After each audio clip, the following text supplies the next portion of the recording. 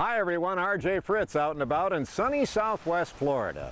You know, amongst our travels in Old Blue, up north a little bit, we ran into a guy who's a real character. His name is Howard Solomon. He makes things out of found objects.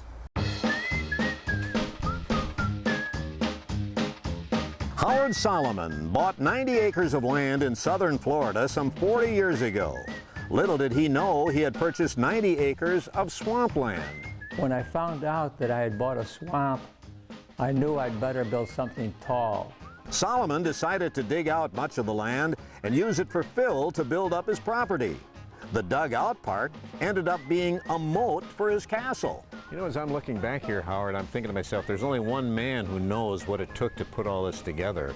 When you started all this, did you think it would come to all this? No, it started as I was going to build a conventional building, and after I cleared the land, I discovered that it fell off into a swamp, so I figured I better build up instead of out. And once there was a moat, I had to have a boat in the moat. And a boat in the moat, and then the boat turns out to be a restaurant. Yeah.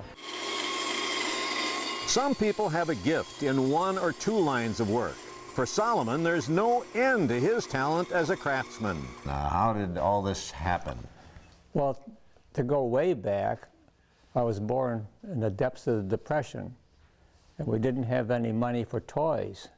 So my father said, imagine that you have toys. So now this is the first wood carving you ever did, the Yeah, one we're talking my about. father was a truck driver, and these are my mother's knitting needles. I sliced them up, and I started carving, wood carving, at 4 years old.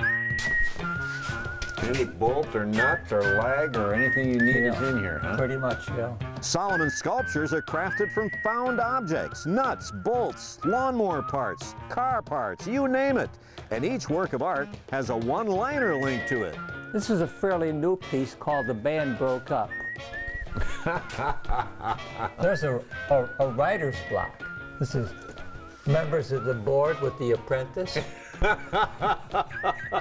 Picasso's pet block. Eileen. H&R block. H&R block. Is Rocky. I have tools that are older than I am.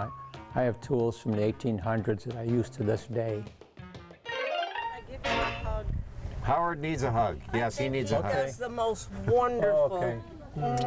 I love your work. Thank you. Oh, I could go through there a lot. You know, everyone says the same thing about this guy.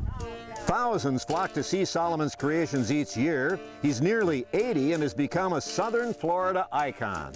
This is all lawnmower parts. Almost all. Yeah, the wheels, the grass chute, the motor shroud. This is a toy truck.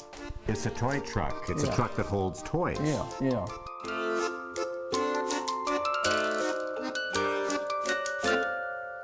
Oh yes, I can like this chair. This is Little Boy Blue. The tuna band playing Flight of the Bumblebee. You can't tune the fish. In fact, the fish doesn't want you to play the scales. Oh, it's a secret way out of here. And every single building on the property was built by Solomon himself. So now we're at the Alashmo, and you say Alashmo, not Alamo, for what, copyright purposes? Yeah, I don't want to plagiarize. Yeah. But it'll go right in there. Well, I think of it as a hobby that got out of hand. I can see that. Because all the things I do, well, I would say 90% of the things I do, I enjoy to the point where I don't think of it as work. Is it like a goal that you have that you're not going to waste any time while you're on Earth? Is that part of your makeup? No, I figured if I stop, I'm going to seize up. You don't want to do that, No. do you? What are those there? Jack Kevorkian's what? Dueling Oh, pistols. it's dueling pistols. Yes, I can see that, yeah. What do we have here? Well, these are the guards. It's night and day. They're night and day, I get it. You know which one is night? Which one? They both are. Oh my word, look at this. Queen of Hearts from Alice in Wonderland. You see she's dim-wadded and lightheaded. The weapon of mouse destruction. This one, Samsonite, looks familiar for some reason. He's made out of an oil drum. His mother was luggage. How long would it take you to do the elephant? That was 300 hours. 300 hours. And when Solomon isn't building something, he's collecting something, like antique cars. Yeah. Now this is called a huckster? Huckster, you know, they used to sell produce out of the back of it. Oh, okay. Wow, a 4-cylinder. Yeah. How fast will this baby go? Maybe 60. How many trades do you have? I have over 20 trades. Over 20. Yeah. Cutting glass. How many stained glass pieces do you have in this place? Well, there's about 90 stained glass windows between the castle and the boat and the lighthouse. You do them all? You do them all? I do them all, yeah.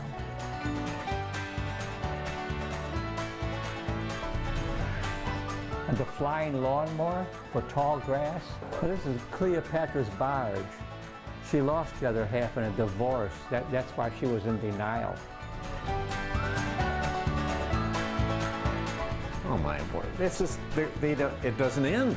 It doesn't end.